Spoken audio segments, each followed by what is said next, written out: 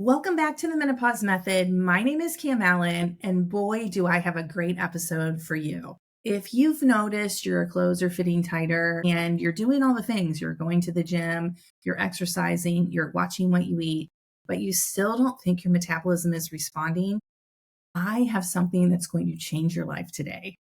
We're going to talk about snacking. And it's not the kind of snack you go get in your pantry at 3 p.m. when your energy is crashing and you're looking for something salty and crunchy. No, we're going to talk about movement snacks today. So movement snacks is literally bite-sized chunks of movement throughout your day, and it can give your metabolism a major boost. We're going to talk about how easy it is to fit this into your day without hitting the gym for hours. Because honestly, ladies, if you're hitting the gym for hours, that possibly could be one of the reasons, believe it or not, your clothes are fitting tighter and your frustration is through the roof. I know it sounds crazy. We have to find the right amount of movement and exercise for this stage of life. And if you are doing too much, it's going to backfire. I know that makes no sense. We will do a metabolism episode in the future so I can really explain it. Today, however, we're going to focus on movement snacks. Maybe when you hit menopause, you notice your metabolism suddenly shifted. Mine certainly did. The bandwidth of error, wiggle room, if you will, is very narrow now that I'm in menopause. Your metabolism naturally slows because you are losing muscle. But let's be honest, we're also not moving as much as we used to. So consistent movement, keeping you active throughout the day, can break up your sitting time into short bursts of movement will actually improve your metabolic health, your energy, and even your mood. In fact, when I'm having that 3 p.m. lull, my favorite thing to do is go outside and walk around the yard with my dogs. It is amazing. 5-minute break, come back, I feel energized without hitting the crunchy, salty snacks in the pantry. So let's talk about the science behind movement snacks. There was actually an air squat study. Let me tell you about it. Back in 2019, the European Journal of Applied Physiology showed that doing 3 sets of air squats every 30 minutes during like an 8-hour period improved glucose regulation by 20%. Now, let me tell you something. There are 2 hormones in midlife we can control. One is our glucose and one is our stress response. Doing 3 sets of squats throughout the day is not stressful. So it's not going to tip the cortisol, too far over to the point where you're not getting results. But the amazing thing is by doing these air squats, you're using your muscles and actually you can clear your blood sugar better by 20%. That is a big deal. When we can control our insulin and our cortisol and in midlife, things move the dial. That is for sure.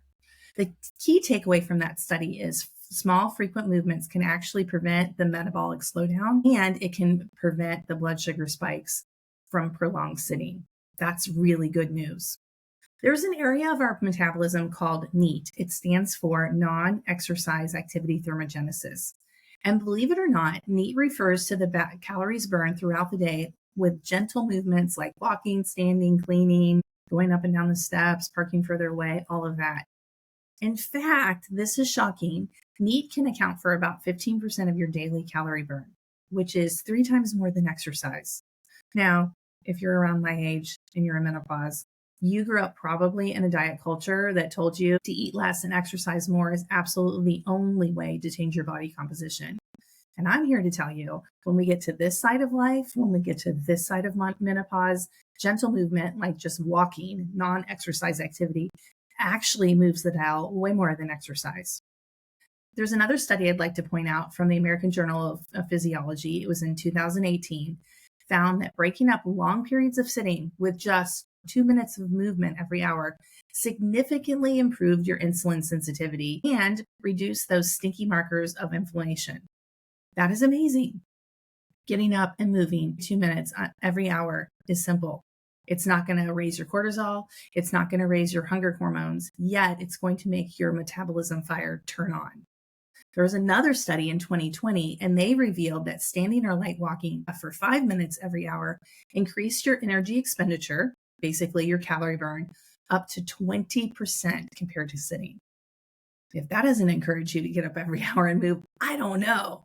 In fact, moving every hour can reduce your risk of cardiovascular disease by 30%. That was another study.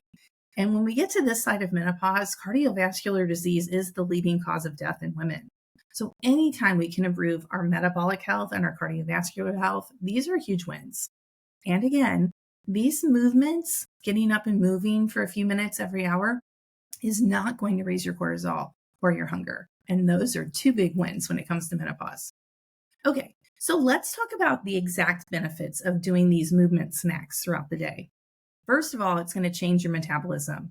It's going to keep your body in a fat burning state throughout the day. That is a big deal. That's what we want. Second, it's going to improve your energy. These short bursts of movement stimulate the endorphins, happy hormones, and prevent those energy slumps.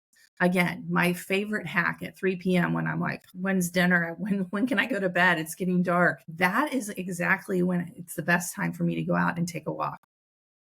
Third, movement like this supports your bone and your muscle health. And I've talked a lot about muscles and bones on this podcast.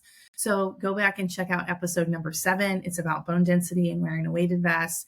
And episode number 3 is about strength training.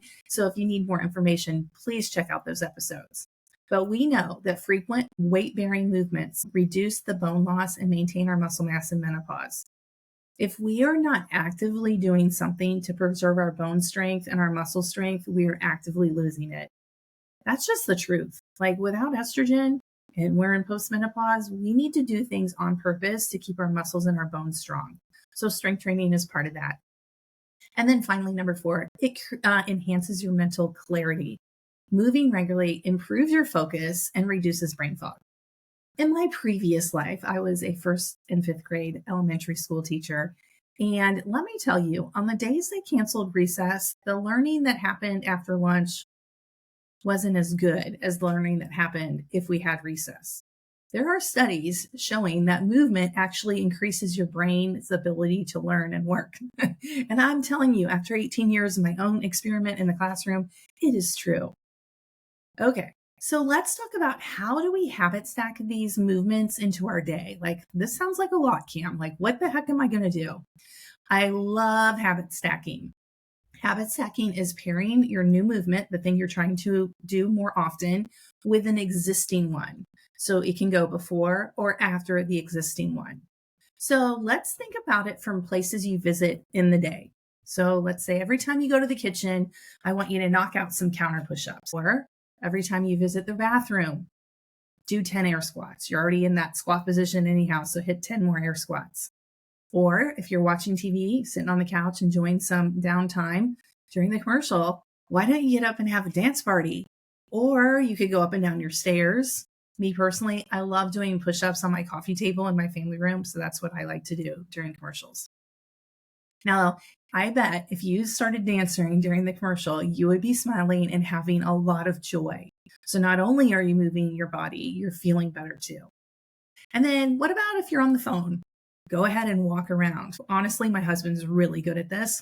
If he's on the phone, he's pacing all around. In fact, just yesterday, he's like, I've already got my steps for the day. And he hadn't even done like a formal walk, but literally he was on calls all day and he was moving around. So stack it with a location, or you can stack it with like a time of day. So let's think about your morning routine. While you're brushing your teeth, why not do some calf raises or some air squats? That would be great. Or what if you're waiting for your coffee to brew in the morning? You could do some counter push-ups, or you could do a few minutes of stretching, getting your body moving. If you're working, you could always set a timer every hour on the hour, pick up your phone, set the timer, and do 10 air squats or 10 desk push-ups every hour. Or get a standing desk. I actually have a treadmill, and when I'm on Zoom, I spend hours a week on Zoom. Many times I'll get out my treadmill, and this is a standing desk, and I'll be walking during the Zoom call. Or what about this? Household chores. Turn it into a cleaning workout. Add some lunges, some squats, some dance while you're vacuuming. Really work on your core. And actually, I shared in episode number 7, I wore my weighted vest when I was vacuuming a puppy hair. So you can certainly stack these things together. You know, you have to do these things anyhow. So why not turn it into fun movement for your body and your metabolism? In the evening, what could you do? Well, you certainly could do some light yoga or foam rolling or some kind of stretching while you're watching TV.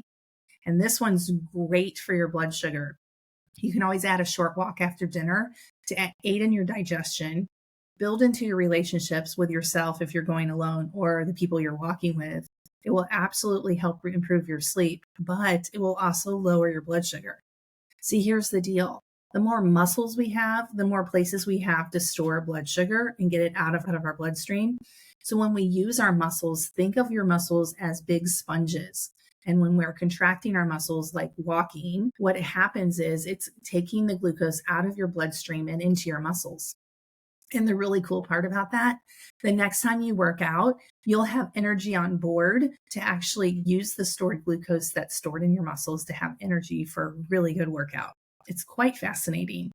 In fact, if you were wearing a glucose monitor, oftentimes if the movement is intense enough or you're using a heavy enough weight, your blood sugar will actually rise when you're doing that.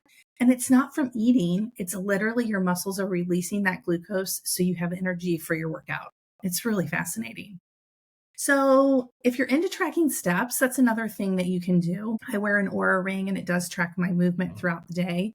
I know Apple Watch does that and Fitbit, whatever. If you're into that. Now, if it stresses you out to get your steps, then I wouldn't recommend that. Again, we're always trying to balance the amount of cortisol we have in our life. But just in general, ask yourself, like, how can I weave more movement into my day? That's all it is. Adding more movement to your day. And again, it's going to keep your stress low and your hunger low and your metabolism high. So here's some really simple, things you can do. These are really easy movement snacks. 5-minute walk. Walk around your house, walk around your office, walk around the block, take your dog, whatever it is. Or 10 air squats. We've mentioned that. Every time you go to the bathroom, hit some air squats. Every time there's a commercial, hit some air squats. Every time you think about it, hit some air squats. Desk stretches are amazing. Stair climbing, I love doing that. Stair climbing. But this one, don't forget this one, wall sits. Did you play soccer when you were younger? Did you have to do wall sits?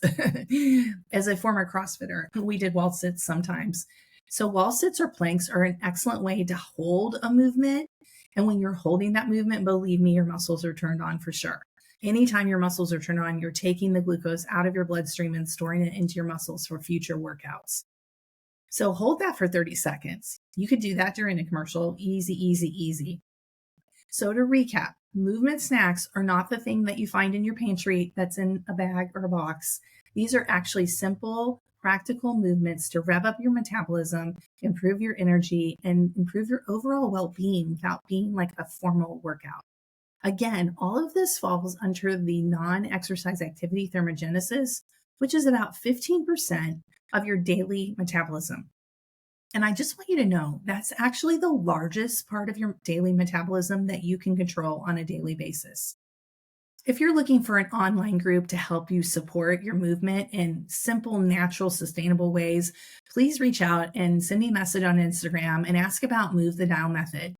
It is this wonderful group of online women. We have workouts, we have challenges, and we would love for you to join us. Okay, so I'm really excited to hear what you're doing for your movement snacks, and I'll see you next week.